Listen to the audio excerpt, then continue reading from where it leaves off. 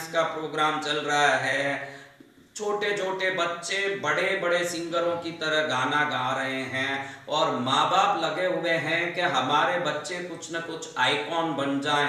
किसी माँ बाप ने अभी तक अपने छोटे से बच्चे को पूरे धूप में खड़ा के इस प्रकार के प्रशिक्षण दिए हैं, वो सोच रहे हैं कि ये बच्चा भविष्य का सचिन तेंदुलकर बन के ही रहना है।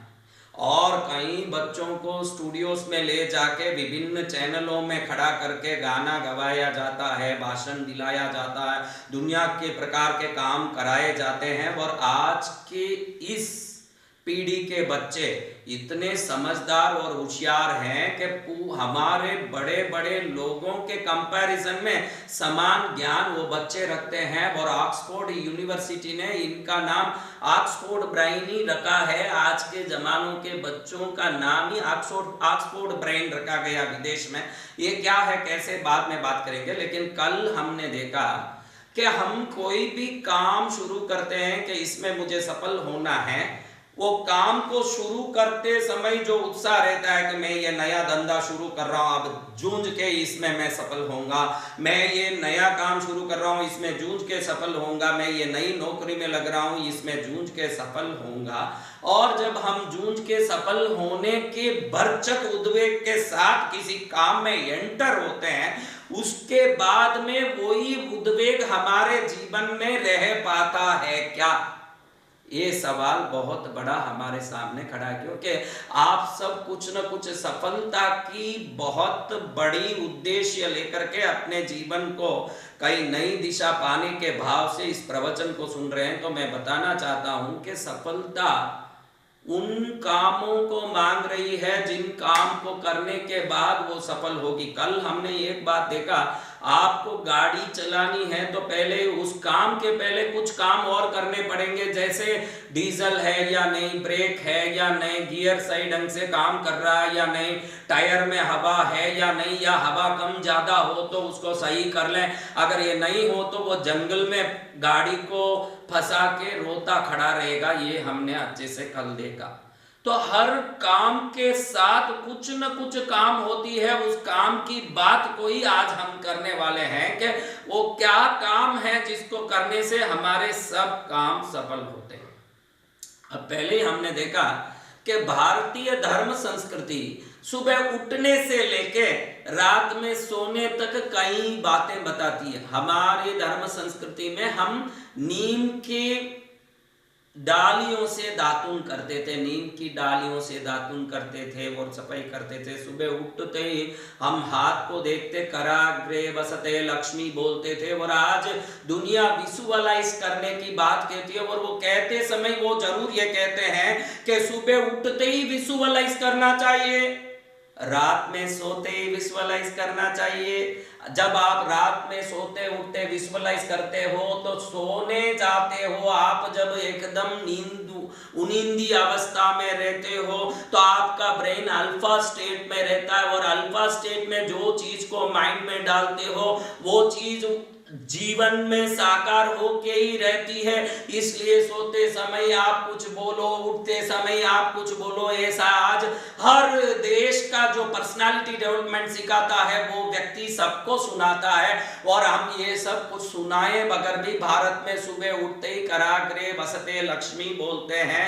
और हम सुबह उठते ही पैर नीचे रखते समय, जैसे ही पैर नीचे रखते हैं, पहला पैर पलंग से या गादी में सोए, चटाई में सोए, एक फटी चटाई में भी सोया है, हमारी भारतीय संस्कृति कहती है कि जब तू पैर उठ के पहले नीचे रखता है तो तू बोल के समुद्र वसने देवी पर्वत स्तन मंडले विष्णु पत्नी नमस्तुभ्यं पाद स्पर्शम समश्व में। किसी को माइंड में नहीं घुसता इस सब में क्या पड़ा है महाराज, ये क्यों करना है महाराज। और हमारा भारतीय संस्कृति कहती है कि ये पृथ्वी माता जो है हमारी पृथ्वी देवी, इसका समुद्र ही उसका कपड़ा है। समुद्र वसने देवी, वसन यानी कपड़ा, समुद्र ही इसका कपड़ा है महाराज। पर्वत स्तन मंडले, जहां जहां पर्वत है ये इसके तन है महाराज। ये देवी पृथ्वी देवी के ये पर्वत स्तन है महाराज। समुद्र वसने देवी पर्वत स्तन मंडले विष्णु पत्नी नमस्तुभ्यम, ये विष्णु पत्नी आपको मेरा नमस्कार। कहते हैं हमारे शास्त्र के भगवान विष्णु के श्री देवी भूदेवी मुख्य पट्ट महिषियां हुई हैं, और भूदेवी हमारी पृथ्वी माता को हम विष्णु पत्नी तुझे नमस्कार। पाद स्पर्शम समश्व में, मैं सुबह उठ के अब तेरे ऊपर पैर रखने जा रहा हूं, मेरा पैर का स्पर्श तुझ पर हो रहा मां, मुझे क्षमा कर।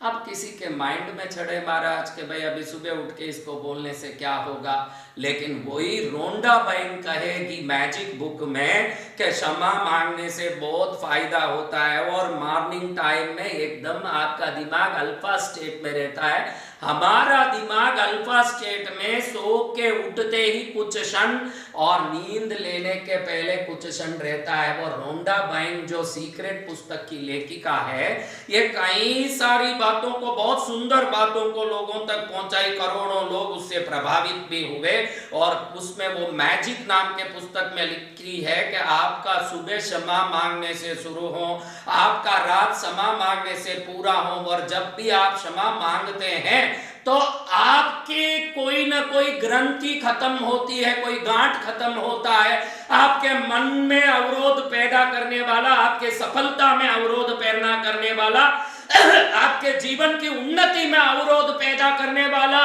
कोई ना कोई चीज अपने आप गायब होता है। इसलिए क्षमा मांगिए, और करोड़ों लोग उसके बाद मेरी गलतियों को क्षमा करो, मेरे दुखों को क्षमा करो, मेरे पापों को क्षमा करो, ऐसे करने लगे। और जर्मनी में एक वैज्ञानिक ने होपोनोपोनो टेक्निक शुरू किया है, जिसमें 4 ही लाइन है, जिससे बड़े बड़े जेल के अपराधियों के मानसिक वेदनाओं को उसने ठीक किया। जिसमें होपोनोपोनो टेक्निक में 4 ही बात कही जाती है, I am sorry, please forgive me, thank you, I love you. ये 4 बात ही उसमें कही जाती है। ये होपोनोपोनो टेक्निक है, और इस टेक्निक के बारे में आप गूगल में जाएंगे तो बहुत सारे वीडियो मिलेंगे।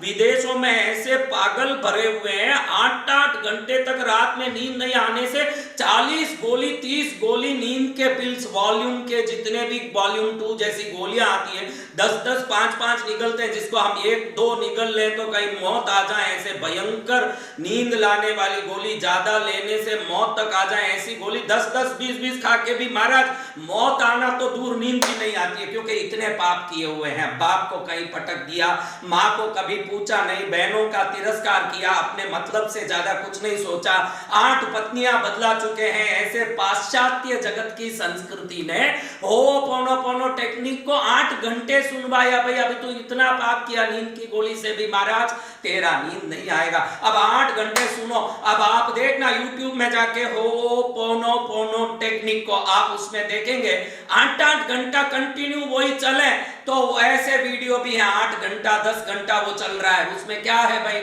I am sorry, please forgive me, thank you और लव यू, और इसको लाखों करोड़ों लोग बोलते हैं, और जिसने सिखाया उसको धन्यवाद भी बोलते हैं। और हमारा भारतीय संस्कार बिल्कुल सुबह उठते ही समुद्र वसने देवी पर्वतस्तन मंडले विष्णु पत्नी नमस्तुभ्यम पाद स्पर्शम समश्व में, जिसको वो बोलता है कि सॉरी मांगो, तुम्हारे सब कर्म का अवरोध खत्म हो जाएगा। हमारे संस्कृति प्रथम शुरुआत सुबह में ही उसी से करवाती है।